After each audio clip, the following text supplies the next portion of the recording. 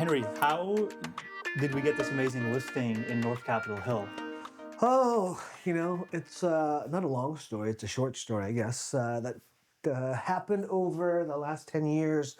A past client that we worked with on 13 purchases and sales over the past decade, his best friend, best man at his wedding, was looking for a real estate broker, and the partner had a few other people in mind. And luckily for us, our background, our experience helped us get this listing. And I know both parties are very, very happy with what happened and where we ended up with this closing.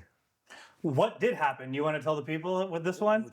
This is a fun one. This is one where it was a lot of work. We had a very finite amount of time. I want to say about 8 days to get this on market. And so luckily our team of amazing vendors, you and I were here, a dozen times in those 8 days. And we got everything ready for market. We did the paint, we did the flooring, we did landscaping, we did 5 U-Haul trucks worth of dumping and cleaning out to get this place dialed in. We got Staging by Charisma to do the staging inside. We had Clarity Northwest with our photos, and we had I'm Third Media take care of the 3D tour, the marketing, the videos, the drone, and everything else in between. So we had, luckily, all of our vendors in sync with us to get this done in a very timely fashion. And so we listed on a Thursday, and it was gangbusters. I think you and I had phone calls, text messages of like,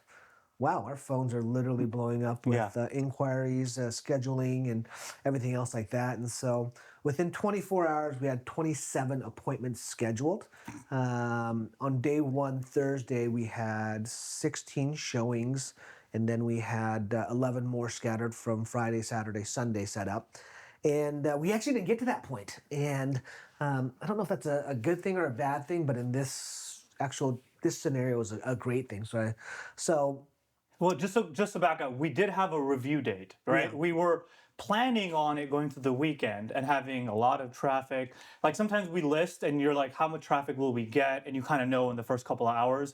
This one was ding, ding, ding, ding, showing, showing, showing, showing. And the plan was to have open houses. And I was really excited to host this open house because that's when a lot of people come in. That's where we get clients. That's where we answer questions. And so, Thursday afternoon, I'm so excited. I'm like, we priced this right. It's going to be busy. I'm going to talk to 100 people over the weekend.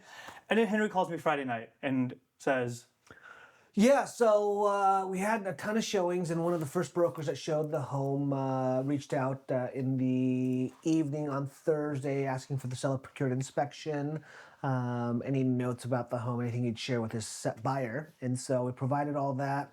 And about 9:30, 10 p.m. that night, get an offer in our inbox. And the offer was a great offer. It was exactly what you expect and hope a veteran in the market or someone that's savvy with what the Seattle market is doing right now for an in-demand home would write. And so no contingencies, $1.2 million, 3-week closing or sooner. No financing. It was a loan, but they had no financing in them. They had no appraisal addendum, large down payment, non-refundable earnest money. That is the tried and true way in Seattle in a competitive situation that you have to write your offers. And so we had that dynamic there. But what to do? We knew this home was priced phenomenally well to get as much activity as possible. We had gone back and forth of listing just below $1 million or just below 1.1. Both numbers would have done great for us regardless, but knowing the dearth of inventory in the market, we knew that if we came under $1 million, we'd capture so many more eyes on this. And so it was a calculated risk, but it wasn't really a risk because we knew the market. We knew that days on market were quick. For homes to sell, we knew that there was just a glut of buyers out there waiting for a home like this in North Capitol Hill and Seattle proper. And so we priced it a below market price to get as many eyes on it possible. And so we literally had 27 showings, like I mentioned, and that first day 16 showings, 6 or 7 requests for the inspection report. So talked to the sellers that night and said, hey, here we go. And they were very, very excited. They wanted to move forward with it. I said, that's what I expected your offer to be, but let me play devil's advocate. Let me be your guide through this process and tell you what I think we should do. And so we went back and forth, had a banter of, do we really want to potentially lose this opportunity?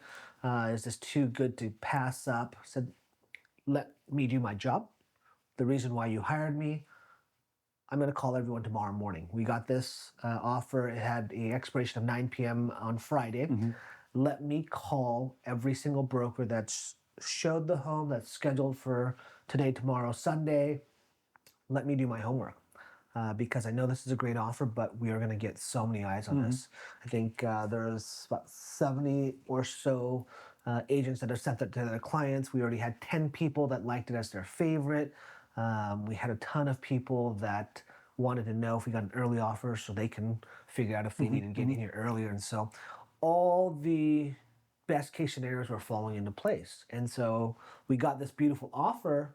What do you do? And so again, we took the onus and said, let us do our due diligence, let us do our homework, call every single agent up. And literally from 8 o'clock until 2 p.m., I was calling every single agent saying, what do you think about this home? Are your clients interested? I know you haven't seen it yet. Can you get in here earlier? We've got this beautiful offer in hand. And so they said, I probably talked to a dozen of those 27 right off the bat, and then other people started calling me back, texting me back, emailing me back. But we had a lot of eyes on the home. They were interested in the home.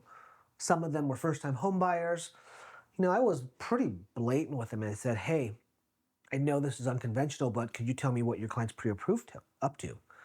They're like, that is very unconventional, Henry. That's an odd question. I say, well, you tell me where your clients are at, and I'll tell you what our offer is right now. And so we had offers, or we had prospective buyers that were pre-approved to $1 million, $1.1 million, Yeah. $1.115 million, $1.2 million. And so again, it was an uncomfortable conversation to have, but we needed to do our homework to make sure that we had the right data points to share with the sellers to make the best decision possible.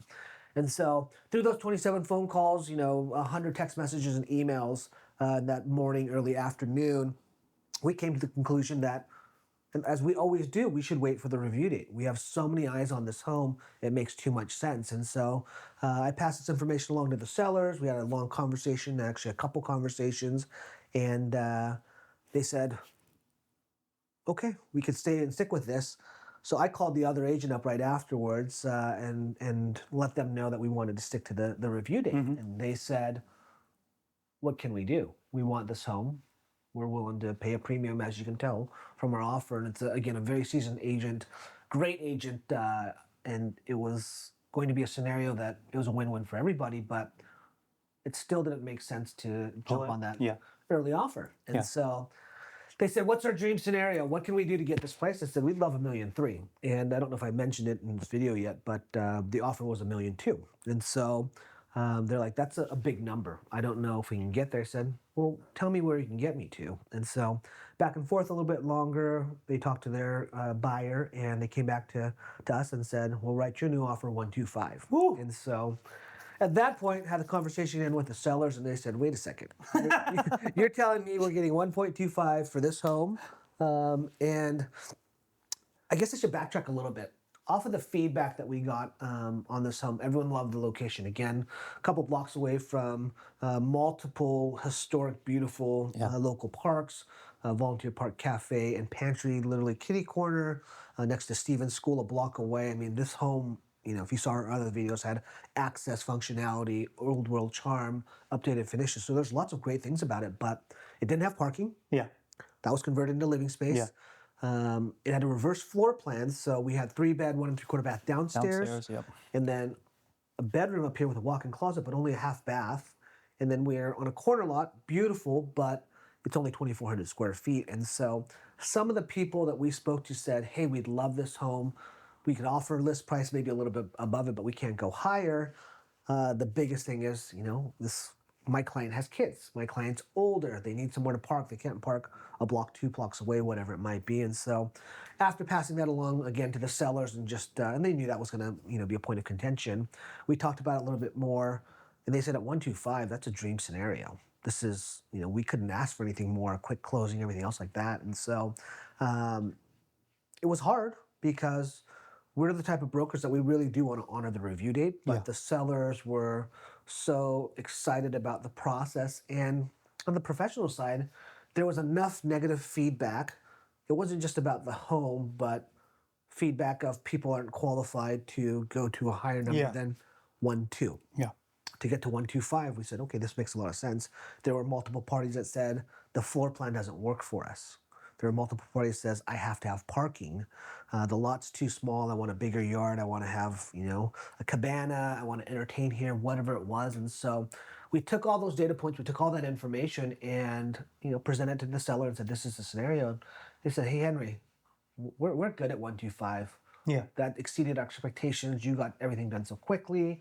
This is a dream scenario for us at 125 to get this closed. And so we signed off on it. We reached out to all the brokers again because as buyer's agents, as listing agents, the worst thing that could ever happen is not being presented an opportunity to potentially write an offer. We let every one of those 27 agents know that if you wanted to write an offer, if you wanted to talk to us again, if you wanted to text or email your clients and reach back out, you had that runway of time, but no one jumped at that opportunity. Yeah. And so that even provided more, Yeah. confidence in us moving forward with this one because you and I know, and I know you're super disappointed that we probably would have had 100 people through Yeah. this weekend between open houses, between agent showings, because again, we were only on the market for 24 hours. Yeah. And so there was a bit of regret for us on the professional side because this is a great marketing opportunity. This is a great scenario. But truly looking out for our clients' best interest, walking through, spending those multiple hours, even though we had appointments and shifting tours and everything to make sure that we can get everything completed for the sellers that had a phenomenal opportunity. We had to do it, and we did it. And again, as you can see, we got a phenomenal purchase price. We got amazing terms. Yeah, I remember when we were talking about how to price this, and all of those things that you just said about reverse floor plan, no parking. Those are things that you can't hide. We can't just hide not having a garage, right? So the pricing on this was so important, and I think we always price the home separately and then see where we're at, and then discuss it. I think we were on the same exact one on this one. I'm a huge proponent of having people say yes to a lot of things before they get to the house. So they like the location, they like the price up front, then they get here and they're like, oh, okay, reverse floor plan, but I'm in North Capitol Hill. Oh, I don't have parking. Oh, but volunteer park is right there. So you got to kind of play what you're given. And I think taking your expertise on this one, we priced it exactly where it needed to be. And we also had sellers who were willing to take our advice. And I think that's huge too, because sometimes we'll have sellers, let's say it's the same scenario, like, no, I don't want 999, I want 1.1, because they're afraid that we're going to take the first offer at 999. And so that due diligence was huge, calling every single person. But I think the biggest thing about when you call people was we realized that people weren't willing to go above that 1.2, right? And what would have been the point of having two open houses? All those people had come and then they would have said, oh, here's 1.1, here's 1.12, and we would have lost that 1.2, in my opinion. So I think we played it perfectly, and we want to host open houses, but we want to do best for our client. And in this case, taking that offer was definitely the best thing for this client. What do you think was the main reason that they wanted to take the offer so fast? Was it the number? Was it because we talked to them about, hey, these are all negatives? What do you think it was? Just trusting us? Because I think there was some chance for it to go through the weekend, but, they like that number, I guess, right? Yeah, I mean, you could always say, bottom line is, what you sell a home for. 125, again, we still need to do a little bit of homework to see what everything else is on for, but 1,600 square feet, no parking, reverse floor plan. At some metrics, we hit it out of the park where we could probably find that no one's gotten this price point for a home of this size and layout and space. But for the sellers, again, what is this? Almost 30 years of experience. Getting referred to by someone's best friend that has done 13, deals with us.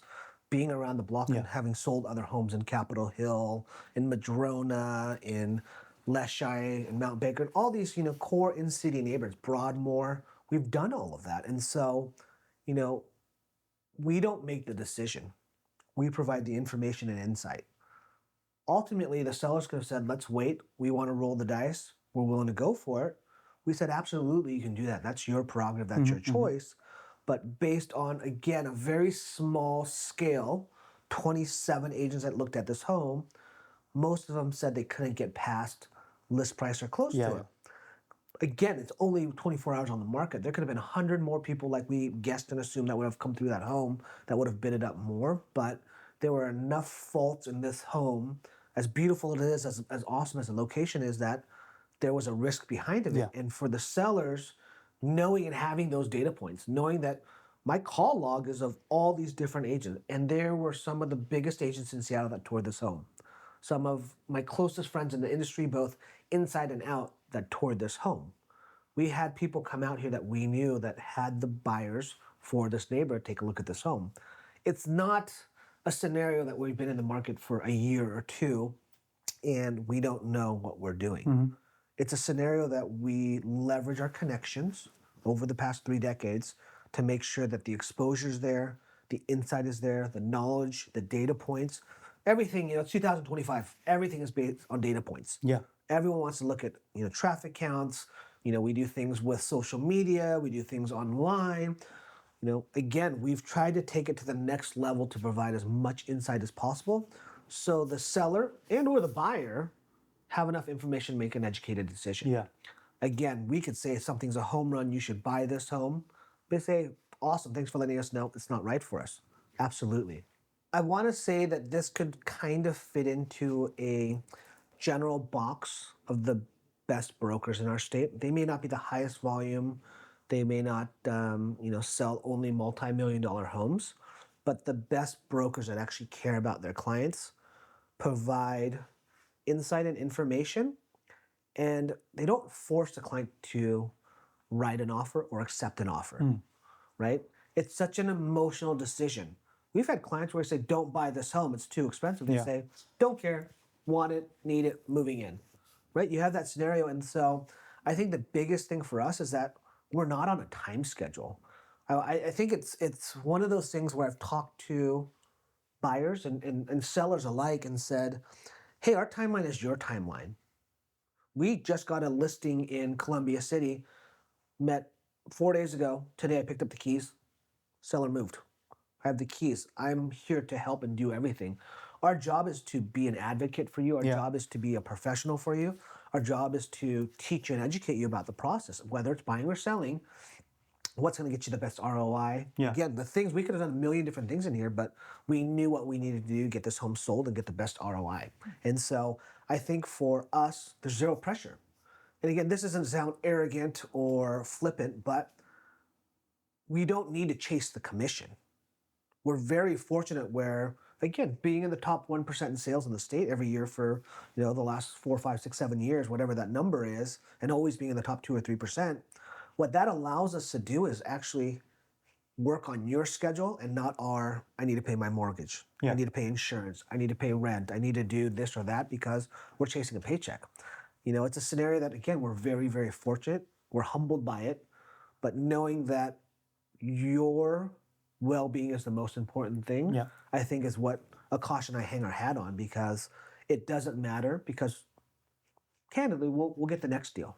We'll get paid and we'll buy something for a client, we'll sell something, but it's just a scenario that there's no timeline minus your timeline. I'll say a couple of things that I know that we do that other people don't do is that we provide people an opportunity to make an ROI on an investment up front, whether that's new carpet or new paint.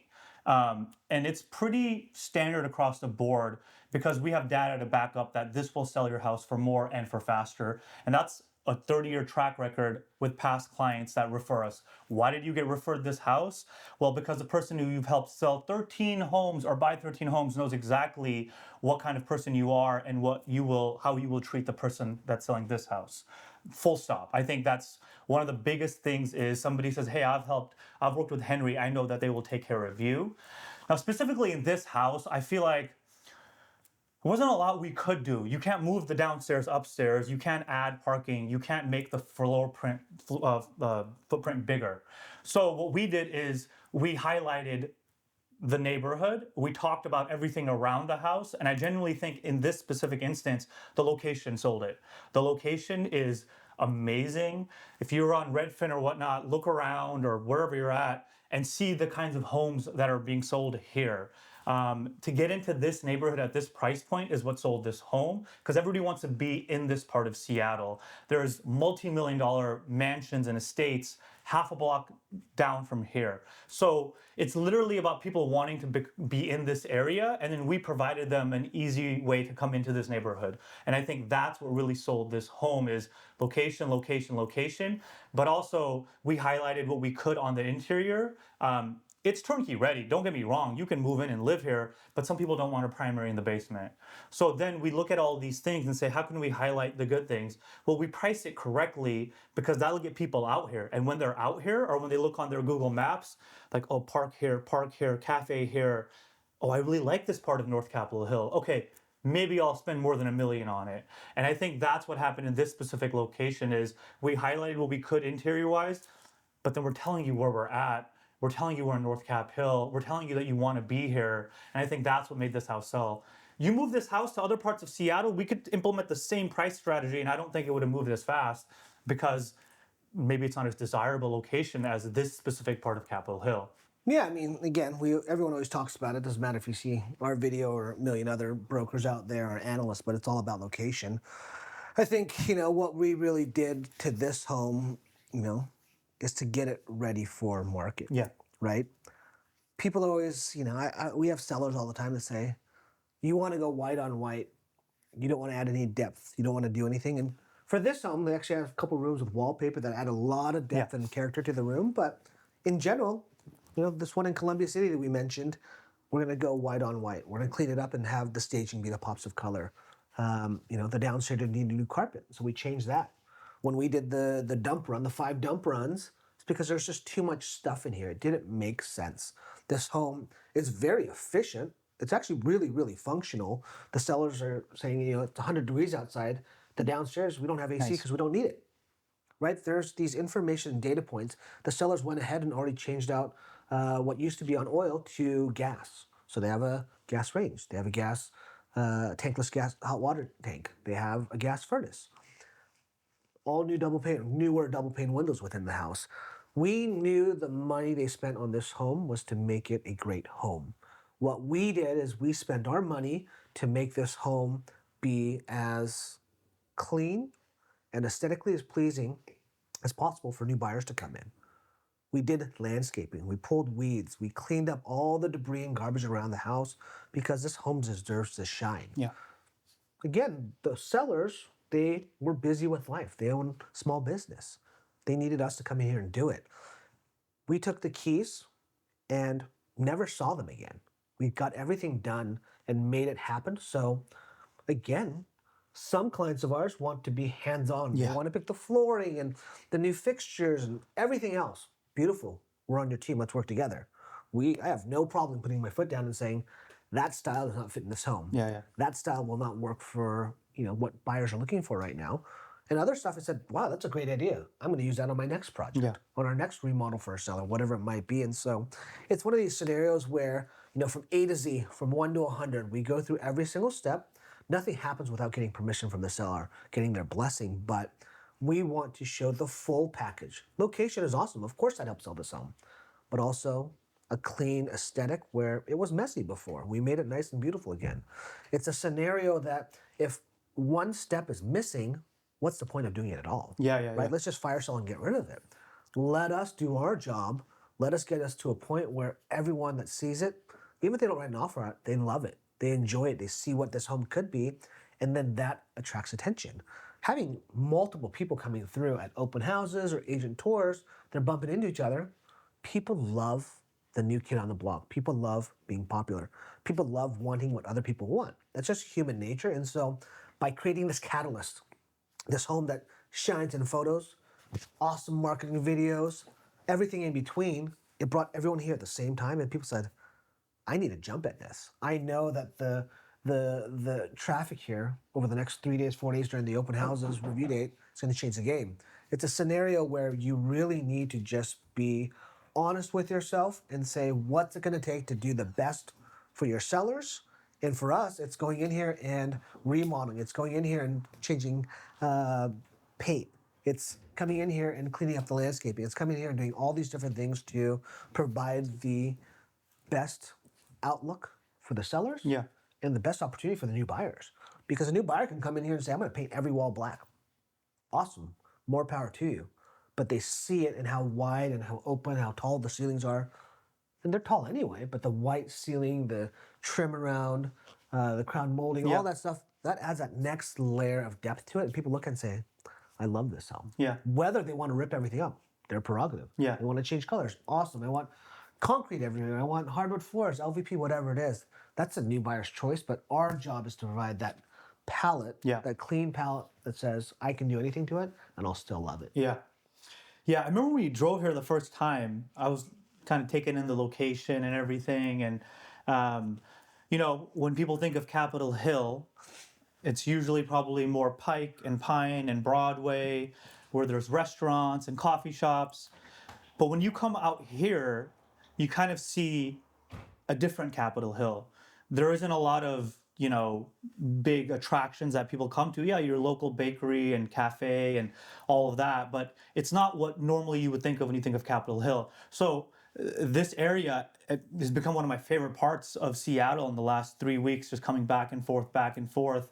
Man, it's so amazing to see this side of Capitol Hill as opposed to like where all the condos and townhomes and nightclubs are.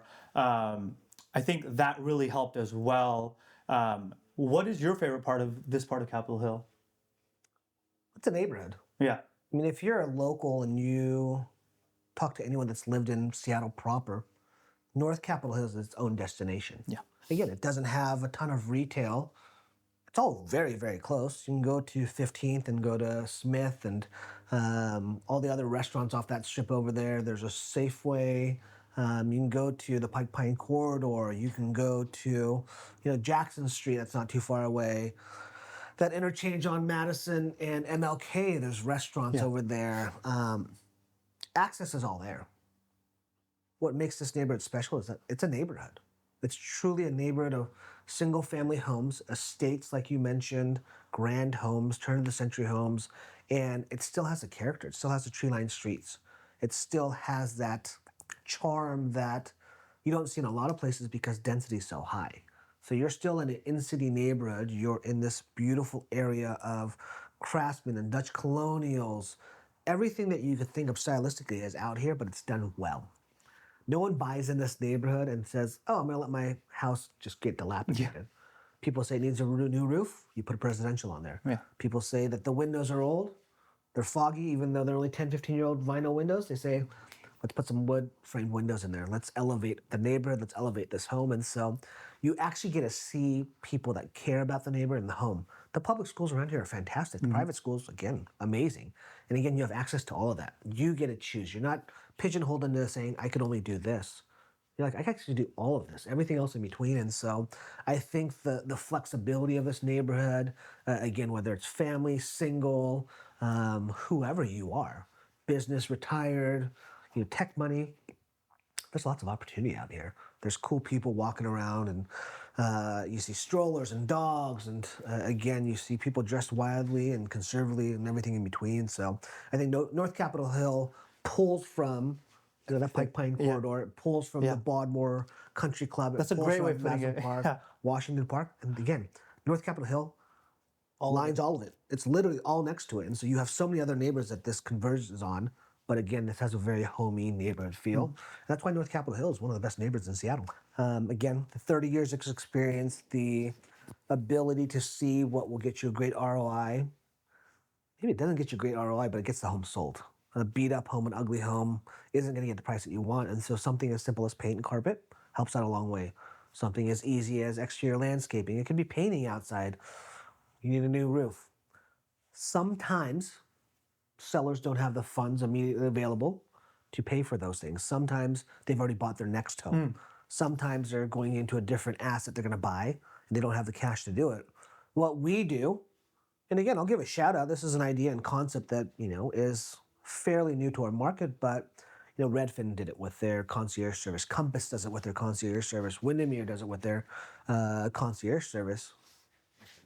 We do it with our money, right? We're Our concierge service. the Henry Shim Group. We say, hey, we're in this with you. We'll pay for the remodel. We'll front the cash. We have one that's six-figure remodel we're doing in Green Lake right now. Got another one in Redmond that we just did was almost $10,000. We have this one that we spent about $16,000 on the work, and we're actually fronting the cost. I don't know if you saw it in the background, and I don't know if this chops up the video too much, but we're doing mold remediation because we did the inspection on Wednesday, got the report on Thursday. We found out about it. So let's just get it done. We said, hey, we'll just take care of it. Yeah. We'll take care of it. We have another one that we're doing in Edmonds. We have another one that we're starting in Maple Leaf that's going to be another six-figure remodel. Not everyone has the ability to get that work done and maximize what their home's value is worth. And so what we try to do is go in there and say, okay, let us use our vendors, or you can use your own. Let us use our discounts at all these high-end stores, mid-level, whatever it is, to turn your home to what it should be to capitalize on what the market is saying they want. And so we'll go in there and put new cabinets and new countertops, new appliances. Again, I can't remember how many roofs I've changed out, during my 30 or 21-year career. We'll do landscaping, retaining walls, whatever it is, because if it will get you more money, we should do it. And again, not everyone does that because someone says, hey, I need to get on the market tomorrow. That's okay too, but if there's a little bit of a leash, a little bit of a runway for us to, invest in your home to get a higher sales price, why would we not do it? Yeah. And people ask, well, what's your cut on this? I said, what do you mean? I'm doing this because we want you to get the best return on investment. We want you to get the highest price. Like, if we sell this for 100 or 200K more, what's 3% to you? Well, that's $3,000, $6,000, and is that enough? I'm like, honestly, no, it's not, because I'm GCing it, right? I'm getting all the vendors, I'm using all my contacts, spending the time. I mean, I can't tell you how long some of these remodels go, but at the end of the day, that's why we do what we do. We're the Henry Shim Group. It's Akash and Henry, really trying to do what's best for our clients, our friends, our family that need our support and our professional help to get there. And so it's a scenario where people are like, I couldn't believe that I got this number for this home. I couldn't afford to do this remodel. I had money tied up in something else.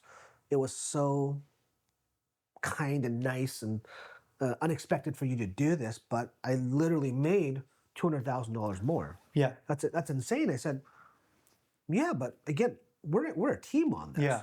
I think one of the biggest aspects that you handle, that we handle, is the mental side of it. If you're selling a home and we say, hey, I need you, home seller, to be the GC, hire the painter, hire the carpet, hire this, you're like, oh, okay, I can tell you it'll make more money, but I'm just throwing more on your plate. Whereas here, it's more like, hey, you can have input if you want, or you can just give us the keys because we know over 30 years of track record what will sell this home. And so I think that latter part really comes into play when people, like Henry says, give us the keys and say, do what you got to do to sell it. Because it's not a test. We're not trying something new. It's not like, oh, let's see how it works here. We know what works, but sometimes sellers aren't afforded that opportunity by the other agent that they have, or they don't have the wherewithal to do it, whether that's financial or whether they just don't want to take on a project.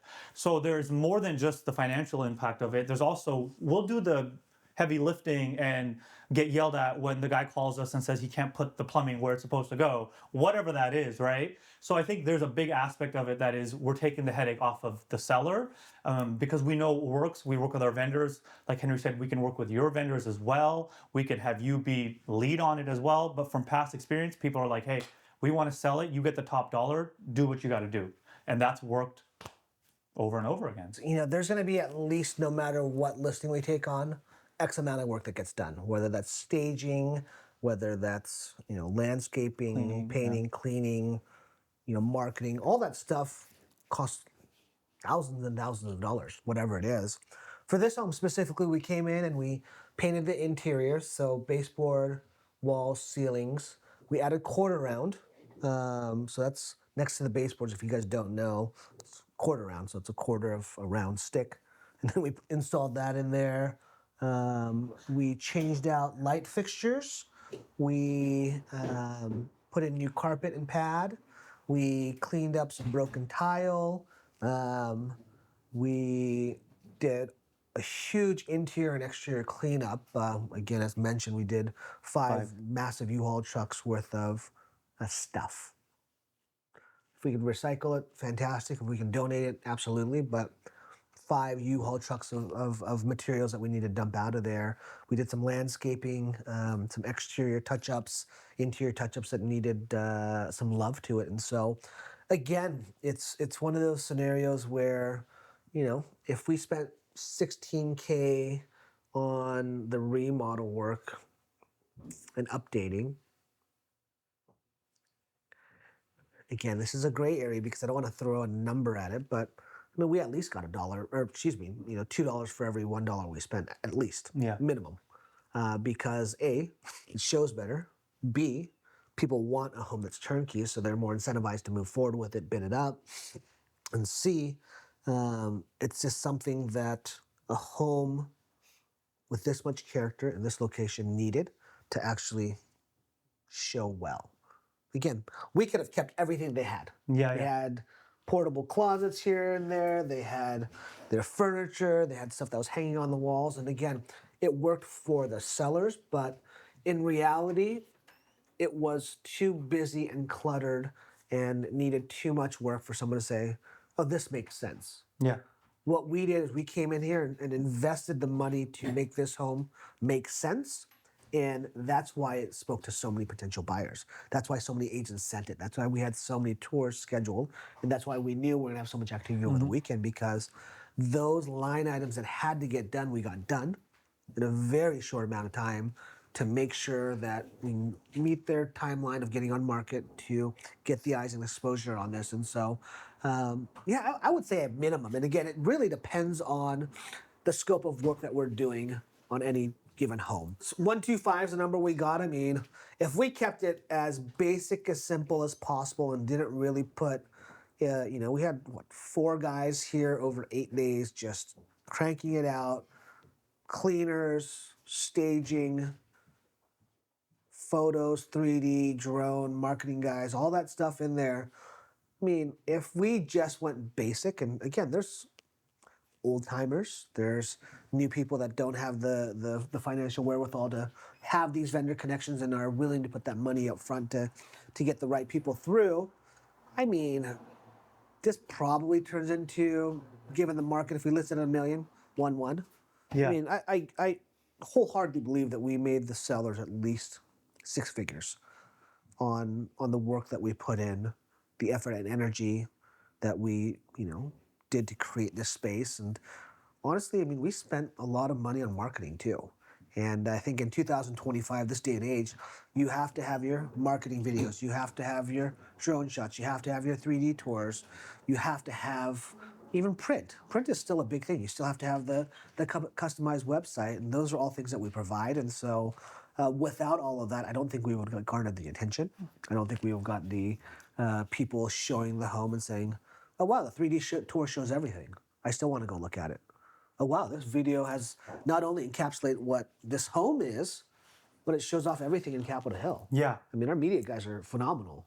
I'm Third Media just crushed it by providing so much insight, not just to this home, but also to the neighborhood. And so, again, we're in that day and age where, Facebook was cool, Instagram was cool because of those photos, and you get to see a snapshot of life. Okay, great. Now everyone's turning to videos, right? So we are, growing with the market, what we're supposed to do, and hopefully exceeding all those expectations. So we're in a place where, again, when people see our listings, they say, wow, I have the whole picture and then some. I can imagine myself living here. I can imagine my partner or friends or family, whoever might be living here with me. That's beautiful. We see a lot of homes. We're touring homes all day, previewing homes all day. The condition that this home was in when we first walked in, before we did anything, we've seen homes being sold just like that, as is, no work done, nothing. I think we could have still listed it at $999, like you said, but when there's 25 people that are interested in this, you can call them and say, hey, I have other people that are interested And that amount of people that are seeing this, they're seeing it because it is the Henry Shim group being listed. It's because of the price point. So I don't think that we would have had that many interested parties if the house didn't look like it does right now. And I genuinely believe that that interest allowed us to call people and say, hey, you got 1-2, we need 1-3. And then we got to 1-2-5.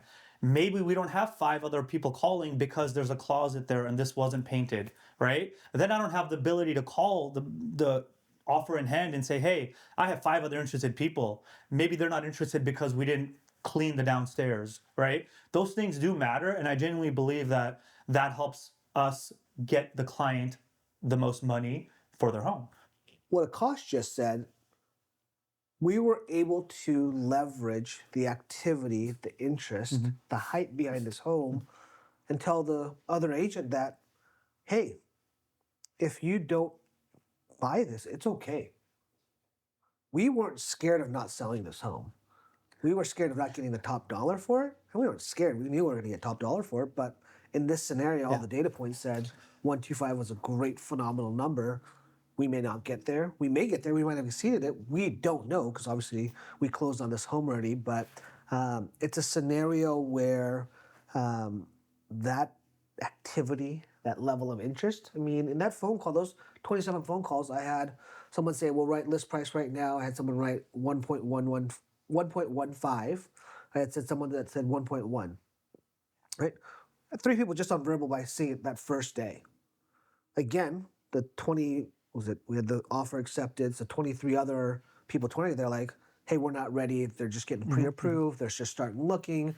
They're trying to figure out if they're okay with no parking, whatever it is. Again, it was weighted towards a scenario that it did not look like that we can get there. And so, again, calculated risk or educated, move to take the 125 when it was presented to us, again, was a no-brainer. I mean, again, everything that we heard and the data points and everything else we had. So that was really important. And then, the question asked about, does Henry Shim Group have a tried and true way of what they're doing or expectations of what every one of our listings look like? Absolutely. Absolutely. The broker that is that sold this home, huge agent, huge agent, awesome agent, good person, good guy, does a ton of volume. We do a lot of volume, and it's not based on volume, but we do a lot of numbers. This agent is one of probably a few hundred that do more than us. And again, phenomenal real estate broker. And when we were going back and forth on that Friday afternoon, and we got to the point where the numbers made sense for his buyer and our sellers, he said, "Henry, I still remember that house that you listed, a year ago, a couple years ago that I toured. And even though we didn't write an offer on it, I just knew you knew what you were doing." Yeah. It kind of bothered me because I've been in business 21 years and that's what it is. But again, as we've elevated our brand and what we do, he noticed that. He said, "I truly remember that seeing that if we were going to write an offer, I knew that you would do everything you could to do what's best for your client and to work with me." Yeah. He said, "You picked up your phone call every time I called you." I said, "Thank you for telling me that. That's amazing that someone of your magnitude, of your profession, of your track record saw that." And I said the same thing back to him. I was like, "Hey, I see everything that you're doing out there. I see the volume you're doing. I see your happy clients, the developers you're working with, like I am, like we are. It's a scenario where there's that mutual admiration and respect. And so that expectation is there. Yeah. If we didn't make those phone calls, if we didn't send those emails out to the brokers that had scheduled a tour for this, that had already shown it, I could not feel good about myself. I could not call myself a professional because we've both been in that scenario so many times where we're about to go show a place. Hey, we're interested in it, goes pending. You've got to be kidding me. Yes, it took 5-6 hours out of my day to make all those phone calls, return emails, send inspection reports even after the fact, doing all that. But I'm not only working for the seller in the fact that I'm making those phone calls and answering emails and text messages and listing homes and remodel, whatever it is, I'm also representing myself to the brokerage community that they know that if they call me, I'll pick up. Yeah. I've got a 4-year-old and a 1.5-year-old. You have a newborn at home. There are times that I just can't pick up the phone. I'm changing a diaper. We're putting nap time schedule. The first thing I do is I call back. I text them if I can, if I have a free hand, saying, hey, I'm sorry, but I'm changing my daughter's diaper. Whatever it might be, because every broker, big or small, first time, working on a deal or the thousandth time, it doesn't matter. I feel obligated as a professional that has been taught by people through my 21 years Yeah. to be a good person, to be a good broker, to respect everybody. And it's always funny. And I had a conversation. Here's for the outtakes, or this could be for the intake on this. I had an agent walk me through the whole concept of Oh yeah. and another very, very big broker. And they walked me through the concept of a review date and why it makes sense to stick to it. I said, oh, yeah, I know. Thank you. And, he kept on pushing forward and telling me what a review date it is. And again, that you should keep to it because there's all these people looking at it. I said, thank you. And then, oddly enough, even though I'm the listing agent for this one, even though we had gone on a phone call, he said, what was your name? Even though it's the Henry Shim group. And even then, he says, what was your name again? I'm like, Henry Shim. And he said, I'm sorry. I thought it was the funniest thing in the world because he thought he was talking to someone that didn't know what they're doing. There's a reason why I called every single broker and said, hey, I would never want this done to me. I'm not going to do this Yeah. to you. Yeah. I know you're showing in a couple hours, but I wanted to give you a heads up. We have an offer in hand. So if you like it, let me know ASAP so I can prepare my client to make the right decision. And so, again, once people know you and your name is out there and you have that reputation, people will respect you. And you always got to keep that straight line of respecting the other side of the transaction, the other party, because you never know when they're going to cross paths again. Yeah. And I had another funny story, that one. I don't know if I told you this one. Again, another outtake intake for you guys. I called another agent, big agent, works with one of my good friends, and she's a really big agent as well too. I call and say, hey, just want to give you a heads. Or I called and said, hey, do you have a free moment to chat? It's like, oh, I thought this was an emergency. I'm in a meeting. I was like, okay, well, I just wanted to let you know that we received an early offer on a home, and that you toured or you're touring, and I just want to give you a courtesy call. She's like, well, I'm busy right now. I said, okay, well, I'll send you a text. I was like, oh, this is odd because I know this broker as well too, and they know me. A few hours later, maybe 5 hours later, her partner, which again I'm friends with professionally and personally, call or sends me a text, and it's a group text with her business partner. I call her and she's like, oh, actually, let me get my partner on the phone. I was like, oh yeah, we got an offer already. We're about to move forward with it. What are you guys thinking? And I was like, oh, I actually called. I won't name them because it's embarrassing, but they apologized a bunch. Said, hey, I called and I sent you a text message and said, oh my God, I thought you were spamming me. I thought you were trying to sell me something from the Philippines or India or somewhere else. And like, I'm mortified right now. I can't believe I talked to you that way. I was like, hey, we've all been there. Our job is to answer every phone call because we're in sales. We're real estate brokers. Philippines. But she was just, I could see her face getting red over the phone. That's how bad Yeah. it was. She was just so embarrassed. And again, we all have those days. We all have those scenarios. But I could have, ripped into her. But I was like, you know what? I thought it was kind of funny. I thought it was endearing that Yeah. she didn't know who I was at that moment. Then she's like, oh my God. Yeah. So I really think we go to other listings, we go to other homes, and we'll have clients send us a listing. And I hate saying this, but sometimes I can tell the quality of the listing by the person listing it. Oh, this will be dialed in, this won't be dialed in. And that's not you don't want to be on the wrong side of that, right? When we want people to see our sign or this pop up on their MLS or Redfin or whatever, and they're like, oh, it's Henry Shim and Henry Shim Group and Akash and Henry. We know it's dialed in. Because we've worked with them for the last 20 years, I know it will be dialed in, and I know we will get the best service. I know we will get the best phone calls, and I know we will get the most honest person on the other side. And that is what we are all about. And that's what the Henry Shim Group means. So when you see our sign out there, you know that every single time we will treat each one of our clients as a friend, but also as our only client. Like, we want you to think we're only working with you. I sometimes joke, I'm talking to my clients and they're like, hey man, we talk all the time. Are you working with anybody else? I'm like, yeah, you're not the only one. And so that is huge, is we want everybody to feel like you're getting 100% of our effort and attention because you genuinely are. It might be coming at 4 a.m. from a Henry Shim email, but we're always thinking about each single person like they are the only ones we are working with. And that is probably the biggest thing that I can say about the Henry Shim group. Like, you're the only one.